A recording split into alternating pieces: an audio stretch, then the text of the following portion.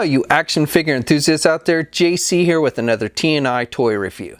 And today's review is in association with MarvelousNews.com, your #1 news source for everything Marvel. And for today's review, I'm going to be taking a look at the brand new Marvel Legends 6-inch Black Panther movie Series 2 King T'Chaka figure from Hasbro. Now this figure comes packaged in the same style that we've been seeing with all the Marvel Legend figures. You've got the black box with the Legend Series logo up at the top. At the very top of the packaging, you've got that blue Black Panther symbol, and then you have the figure clearly displayed in the window packaging. Down below, you've got the Black Panther movie logo and the name of the character. On the sides of the packaging, you've got some artwork for the character. And then on the back of the packaging, you've got a look at the actual figure, a brief bio in multiple languages. And then down below, a look at all the figures in the wave that you need to get in order to complete the M'Baku Build-A-Figure.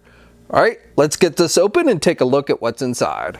Okay, so here's a look at the figure outside the packaging along with the other contents. Now, the only accessory that you get with this figure is the left leg for the M'Baku Build-A-Figure.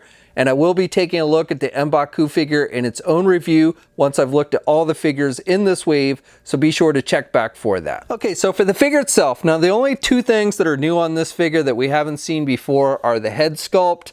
This does appear to be a new head sculpt. It's not just a reuse from the Black Panther figure. It does have new sculpting detail and actually seems to be a little bit bigger than the previous Black Panther head sculpts that we've gotten, so it's a little bit wider. And then you have, of course, the gold metallic trim. This torso section is a reuse of the Civil War version of Black Panther, only the metallic silver portions have now been painted gold. Same with the arms and the hands here. These are the same on that figure. This ceremonial garb piece, which is removable from the figure, is a separate piece, and we'll look at this in a little more detail in a minute. And then the legs of this figure are actually a reuse of the Doctor Strange figure, the movie Doctor Strange figure that they did. So you've got the same legs from that. And then the feet are different from Doctor Strange, but they are again just reused from that Civil War Black Panther figure. Now the ceremonial garb is removable, as I mentioned before, and it's made with a flexible plastic like vinyl material, kind of like we see with capes and such. And you've got pretty nice detailing. You've got these ropes that are actually sculpted and painted with the green, and you've got this pocket over here that is sculpted on there, and then you've got the purple and a maroon color and some yellows and additional greens and stuff, and you've got this black stripe down the side with some sculpting detail. Even on the back, you've got pretty nice detailing with the paint and everything. So this seems to be pretty accurate to what you see him have in the movie and such. And again, it's kind of a cool piece. And if you wanted to put it on your Black Panther figure, you could. I don't know if this is something that was got handed down to Black Panther, but if you wanted to put it on him, you could. And here's a look at the T'Chaka figure without the ceremonial garb on. And again, you can see it's the same torso and arms as that Civil War Black Panther figure, only the silver portions have now been painted gold. And here's a look at that garb on the Black Panther figure along with the unmasked T'Challa head. Now this figure stands right about 6 1/4 inches tall. Okay, and here's a look at several different Black Panther figures. So we've got Black Panther from the movie, we've got King T'Chaka, we've got Black Panther from Civil War, and then we have Eric Killmonger.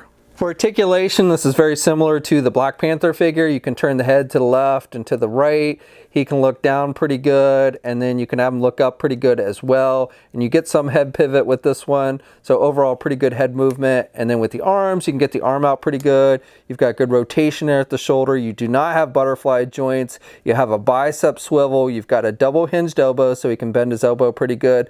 You have rotation with the hands, and then you have the hinges on the hands. You have an ab crunch joint, so he can crunch down good, and he can look back really good. You've got a waist swivel. With the legs, he can only do the splits about that much, and then you can get the leg forward pretty good, and you can do the leg out and back good. You've got a thigh swivel, you've got a double jointed knee, so good bending there at the knee. You've got a boot cuff swivel with this one, and then you have hinges on the feet, and you do have ankle pivot, and 2 peg holes on the bottom of the feet. So that's my review. So overall, I would say, it's not a bad figure. There's not a whole lot really new here. You're really not getting a whole lot of accessories. I guess if I had any complaint, I think it would have been nice if Hasbro had included an unmasked head for this one. I think that would have been a nice addition. But otherwise, if you're a fan of the character, if you want Black Panther's father, then I think this is a figure you will want to add to your collection. Now, this figure, along with the rest of the wave, has started to see a limited release. Overseas retailers like Robot Kingdom have started to ship it. and we should start seeing it released here in the United States within the next few weeks. We'll have a full image gallery up at marvelousnews.com. There'll be a link in the video description below. As always, leave a comment. Let me know what you think. If you're so inclined, please like the video and subscribe to the channel if you haven't already. You should also hit the bell notification so you're alerted every time I upload a new video. And of course, you can also follow me on my Facebook, Twitter, and Instagram accounts. I have links to those in the video description as well. And until next time, guys, I'll catch you later.